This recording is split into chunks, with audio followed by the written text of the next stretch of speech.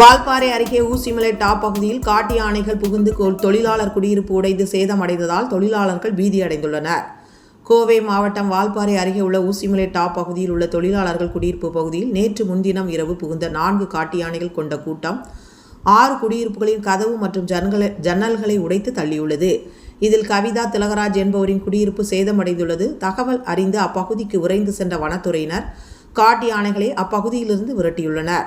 இச்சம்பவத்தால் அப்பகுதி தொழிலாளர்கள் பெரும் அச்சமடைந்துள்ள நிலையில் குடியிருப்பு பகுதிகளில் காட்டு யானைகள் புகாமல் தடுக்க சம்பந்தப்பட்ட வனத்துறையினர் உரிய நடவடிக்கை எடுக்க வேண்டும் என்று அப்பகுதி தொழிலாளர்கள் கோரிக்கை விடுத்துள்ளனர். நியூஸ் எக்ஸ்பிரஸ் செய்திகளுக்காக வால்பாறை செய்தியாளர் ரவிச்சந்திரன்.